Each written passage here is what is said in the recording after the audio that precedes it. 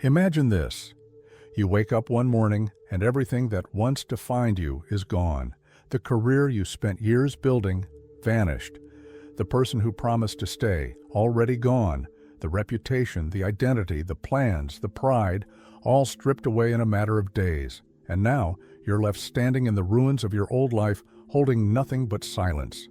Not the kind of silence that soothes, but the kind that screams, the kind that forces you to hear your own thoughts clearly for the first time. At first you try to hold on, to reconstruct the pieces, to call the people who used to answer, to convince yourself that this is temporary, that if you just work harder, apologize better, act stronger, it'll all come back. But it doesn't. And that's when it hits you. You didn't just lose things, you lost the illusion that you were in control. The illusion that your worth came from what you had, who you knew, how others saw you. You stare into the mirror, and for the first time in your life, you realize you have no idea who's looking back. We spend our lives collecting labels, titles, achievements, lovers, beliefs. We call it identity. We think it's truth. But what happens when all of it disappears? When the scaffolding collapses and you're forced to meet the raw, unfiltered version of yourself, the one that doesn't care about your resume, your followers, or your bank account? What if the moment you feared most, losing everything, was actually the first honest conversation you've ever had with your soul? It's a cruel paradox, isn't it? That the path to becoming whole often begins with being completely shattered. That the very life you thought would fulfill you was silently burying you. And when it's all taken away, you're not left with nothing. You're left with the question that most people spend their lives avoiding. Who are you when there's nothing left to prove? Not who you want to be, not who you pretend to be, but who you are, beneath the masks, beneath the roles, beneath the noise. And maybe that's the beginning. Maybe rock bottom isn't the end, but the door. Not a fall, but a forced awakening. Not a failure, but a fracture in the illusion. But why does it have to come to this? Why do we have to lose everything before we start asking the right questions? That's where the real story begins. Because behind that loss is a hidden architecture of belief, pressure, and programming, one that's been shaping you from the shadows since the beginning. And if you don't uncover it, you'll spend your life rebuilding the very thing that broke you. Let's go deeper. There's a reason why we only seem to awaken after devastation. It's not a flaw in our design, it's the design itself. You were never taught to look within. From the moment you entered this world, you were trained to look outward. Approval came from obedience. Love was earned, not given. Your worth was measured in performance, not presence. You were handed an identity before you could form your own, and told, this is who you are. Fit in, do well, don't question it. But something inside you always did question it. You just weren't allowed to listen. Carl Jung called it the persona, the mask we wear to survive in society. It's who we become to be accepted, but over time, we forget it's a mask.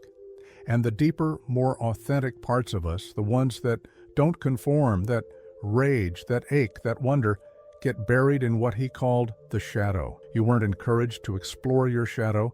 You were taught to fear it, to suppress the anger, to hide the tears, to deny the confusion, and so you became what others needed you to be, not who you truly are. That's the real loss, not the job, not the relationship, not the image, but the quiet abandonment of your own soul in exchange for safety. Schopenhauer once wrote that we are governed not by reason, but by will, a blind, insatiable force that drives us toward desire, only to leave us unfulfilled once we obtain it. You chased success, love, validation. But each achievement only deepened the hunger. Each high created a new low, and in that cycle, yourself became a casualty. Meanwhile, Aldous Huxley warned that in the future, people wouldn't be controlled by fear or violence, but by pleasure and distraction, that the most effective prison would not have bars, but screens, noise, dopamine. And now, here we are, addicted to escape, allergic to silence, terrified of stillness. Because stillness means seeing. But what are we so afraid to see?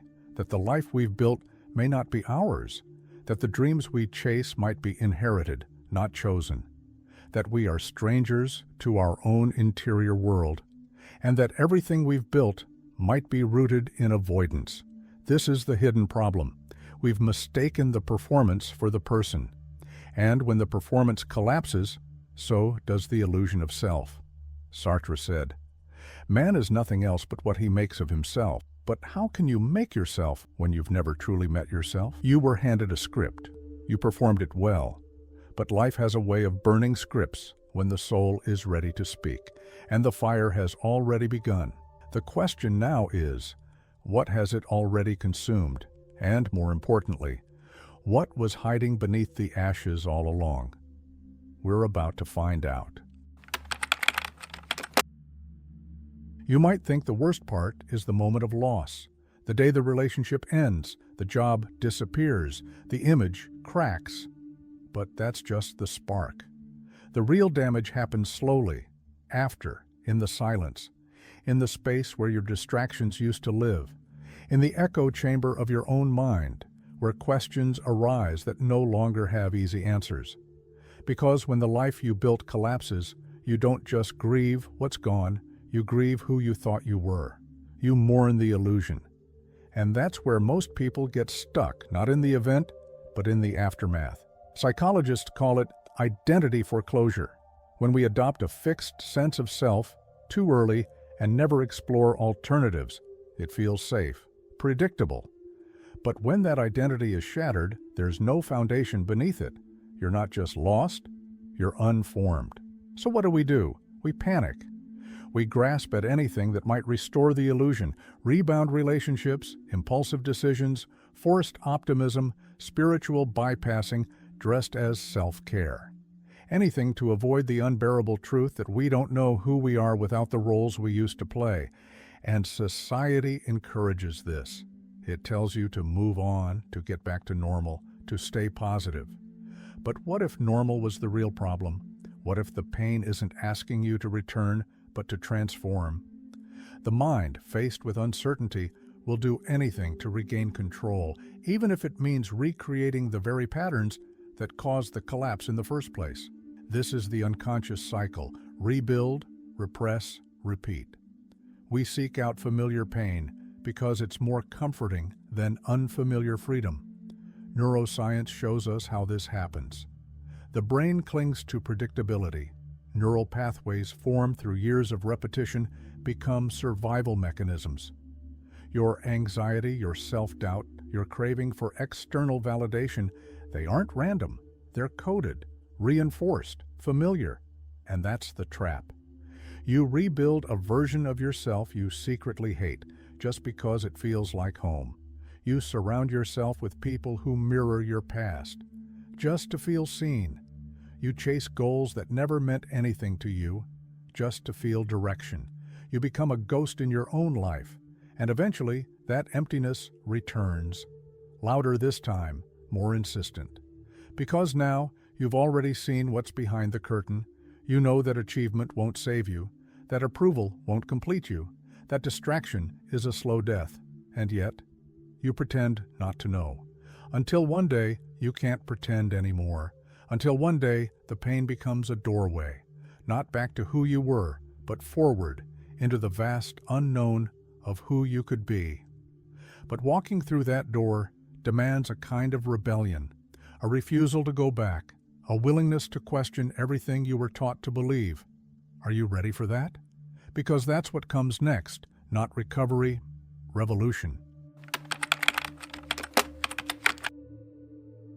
To break free, you don't rebuild the old world. You burn the blueprint, not out of anger, not out of pride, but because you finally understand what once held you together was the very thing keeping you lost. This is the rebellion. And it doesn't begin with a roar. It begins in silence, in discomfort, in choosing stillness over stimulation, depth over performance, honesty over image. You stop asking, "How do I fix my life?"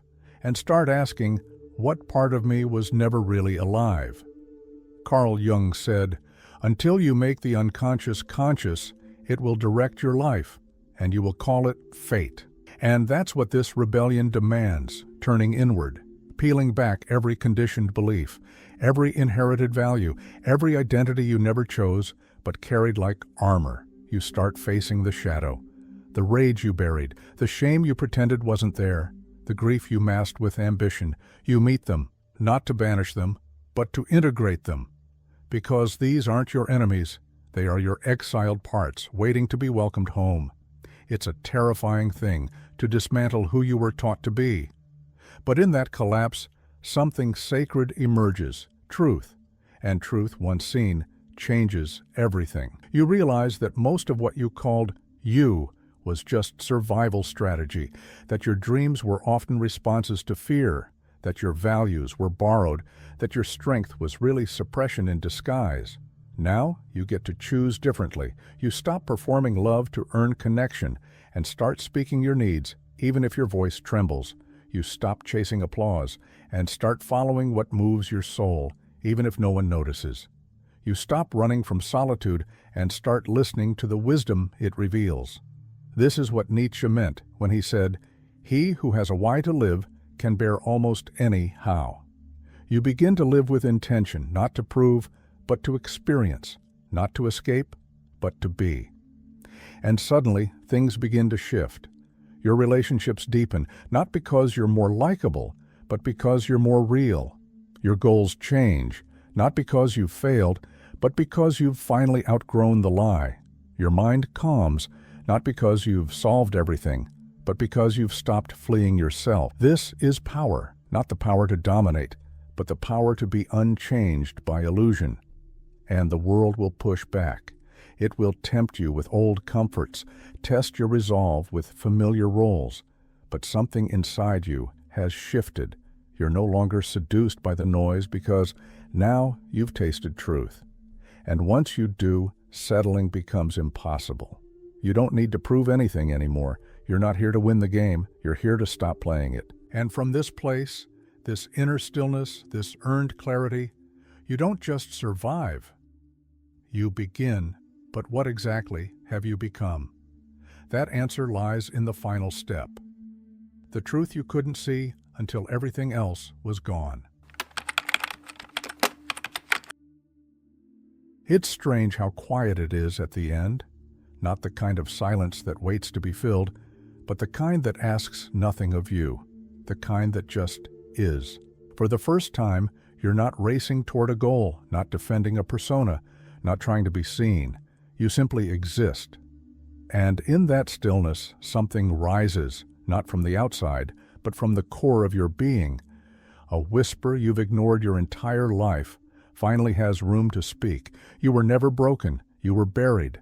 Under expectations, under conditioning, under years of chasing approval in places your soul never belonged. You thought you had to become someone to be worthy. But now you see, you had to unbecome everything that wasn't truly you. The ultimate truth is this: you didn't lose yourself when your life collapsed. You found the self that was never dependent on any of it. The self that doesn't vanish when relationships end. The self that doesn't inflate when praised or shrink when rejected. The self that doesn't cling to titles or identities or outcomes. You found the part of you that can watch it all fall and still remain whole. This is what Viktor Frankl meant when he said that man's deepest freedom lies in the ability to choose his response, even in the midst of suffering. Because identity, in its truest form, isn't something you build through validation. It's something you remember once the noise is gone. You remember that worth isn't earned, it's remembered. That peace isn't found, it's uncovered. That your purpose isn't something out there, it's the echo of your own voice calling you home. You begin to live not from fear, but from alignment, not from scarcity, but from truth. Not to be seen, but to see. You no longer chase meaning, you become it. You walk differently now, not faster, not louder, but deeper. You listen differently, not to respond, but to feel. You love differently, not to be completed, but to share what overflows. You finally understand that loss was never the enemy, it was the portal. You didn't just survive the fall, you were forged by it. And now when you look back at everything you thought you couldn't live without, you don't feel resentment, you feel reverence. Because without that collapse, you'd still be asleep, still chasing shadows, still mistaking noise for meaning. So if you're in the dark right now, if everything is falling apart, know this. You're not being punished, you're being returned to the part of you that can never be taken, to the truth that was waiting beneath the rubble. And when you rise again, and you will rise, you won't be who you were. You'll be someone the world didn't teach you to be, someone no one can unmake, yourself.